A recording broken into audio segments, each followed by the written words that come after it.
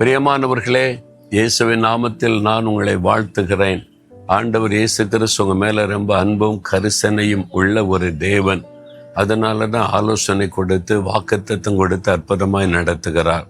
இந்த நாளில் கூட சில காரியங்களுடைய மனதை பாதித்து ஏன் இப்படி நடக்குது, ஏன் இப்படி நடக்கணும், ஏன் என் குடும்பம் மாத்திரம் இப்படி இருக்குது, ஏன் என் வாழ்க்கையில் மட்டும் இந்த மாதிரி நான் கஷ்டப்பட்டு கொண்டு இருக்கிறேன், இது மாதிரி ஏன் என் வாழ்க்கையில் இப்படிலாம் நடந்து கொண்டு வந்தது, இப்படி பழைய காரியங்களை யோசிக்கிறீங்க, இப்போ இருக்கிற சூழ்நிலையை பார்க்குறீங்க, பல கேள்விகள் உள்ளத்தில் எழும்புகிறது, அப்படிலாம் கஷ்டப்பட்டு கொண்டு இருக்கிறீங்கல்ல. உங்களோட ஆண்டவர் பேசுகிறார். என்ன பேசுகிறார் தெரியுமா? ஏசாயா 43:18 முந்தினவைகளை நினைக்க வேண்டாம், பூர்வமானவைகளை சிந்திக்க வேண்டாம். ஆண்டவர் சொல்றாரு, முந்தின காரியம், முன்னால செய்த சில பாவங்கள், நீங்க மனம் திரும்பிட்டீங்க, ரட்சிக்கப்பட்டுட்டீங்க. அந்த பழைய பாவத்தை பிசாசு ஞாபகப்படுத்துறானா, அது சாத்தானுடைய தந்திரம். நீ இப்படிலாம் பாவம் செய்யறதானா இன்னைக்கு உனக்கு எப்படி ஆசீர்வாதம் வரும்? அதெல்லாம் இயேசு மன்னித்து மறந்து விட்டார். இயேசு மன்னித்து மறந்த பாவத்தை பிசாசை ஞாபகப்படுத்துவான். அதான் ஆண்டவர் சொல்றார், முந்தினதை நினைக்காதே மகனே, மகளே, அதை நினைத்து கொண்டிருக்காத. முந்தின தோல்விகள், ஏமாற்றங்கள், நெருக்கங்கள், கடந்து வந்த பாதையில் ஏற்பட்ட சில காயங்கள், அது உள்ளத்தை விட்டு போக மாட்டேங்க. உள்ளுக்குள்ளே அந்த காயமாக இருக்கிறதுனால அதை நினச்சி அப்போ ஏன் வாழ்க்கையில் அதனால தான் நன்மையே நடக்க மாட்டேங்குது, தீமையே நடக்கிறது என்று சோர்ந்து போகிறீங்க. ஆண்டவர் சொல்றாரு, என் மகனை, முந்தினதை நினைக்காத, பூர்வமானதை சிந்தித்து கொண்டு இருக்காத. எங்கள் அப்பா காலம் எப்படி இருக்கு தெரியுமா, எங்கள் தாத்தா எப்படி இருந்தார் தெரியுமா, இப்படி முந்தின காலம்னு தெரியுமா, நீ பெருமை பேசி கொண்டு இருந்து இன்றைக்கு அது பயன்படாது, இன்றைக்கு ஆசீர்வாதம் வராது.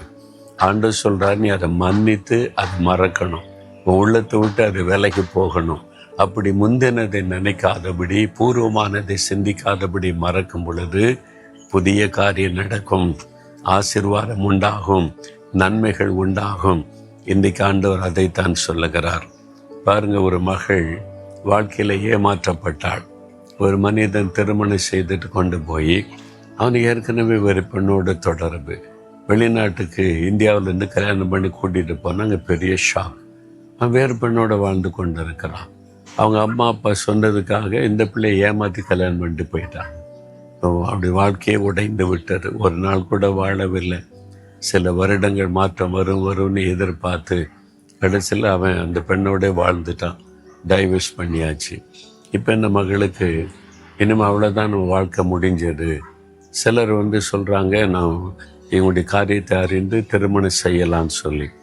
பயம், கலக்கம், ஏற்கனவே ஏமாந்துட்டோம், கஷ்டப்பட்டுட்டோம், இனிமேல் தேவையான்னு சொல்லி அந்த சமயத்தில் அந்த ஜெபிக்க வந்தாங்க. நானும் என் மனைவியும் அந்த மகளோடு பேசினோம். உன்னுடைய முந்தின வாழ்க்கையில் வந்த ஏமாற்றம், காயங்கள், வேதனை, நீ அதை மன்னித்து மறக்கும் போது தான் ஆண்டவர் புதிய காரியம் செய்ய முடியும். இனிமேல் அப்படி ஆயிருமோ அப்படின்னு நீ பயப்பட தேவையில்லை. ஒரு முறை அப்படி ஆயிட்டு அந்த பாதையை கடந்து வந்துட்ட ஆண்டவர் அதிலிருந்து உனக்கு ஒரு விடுதலை தந்து புது வாழ்க்கை தர விரும்புகிறார். நீ ஒப்புக்கொடுன்னு சொன்னபோது அதை மறக்க முடியல. அந்த பாதிப்பு என்னை காயப்படுத்திக்கிட்டே இருக்குது. அதுக்கு இயேசு உதவி செய்வார். அவள் ஒப்பு கொடுத்து ஜெபித்த போது நல்ல ஒரு வாழ்க்கை, நல்ல நேசிக்கிற கணவர், ஆசீர்வாதமான வாழ்க்கை அமைத்து கொடுத்தார். இந்த மகள் முந்தினதை நினச்சிக்கிட்டு இருக்க வரைக்கும் ஒரு புதிய ஆரம்பத்தை தேவன் செய்ய முடியல. இப்படிதான் நிறைய பேருடைய வாழ்க்கையில். அதனால் ஆண்டவர் சொல்லுகிறார், முந்தினதை நினைக்காதே மகனே, மகளே, அதையே நினச்சி வேதனைப்படாத. அந்த காரியத்தை ஆண்டோடைய பாத்தில் வைத்து விட்டு முன்னேறி போன்னு சொல்லுகிறார். ஜெபிக்கிறீங்களா? இதயத்தில் கை வைத்து, இயேசுவே, இதை என்னை காயப்படுத்தி இருக்கிறது. முந்தின வேதனைகள், கஷ்டங்கள், இழப்புகள், நிந்தைகள், நெருக்கங்கள், முந்தின தோல்விகளை நிரம்ப பாதித்திருக்கிறது. அதை அடிக்கடி நினைச்சு வேதனைப்படுகிறேன்.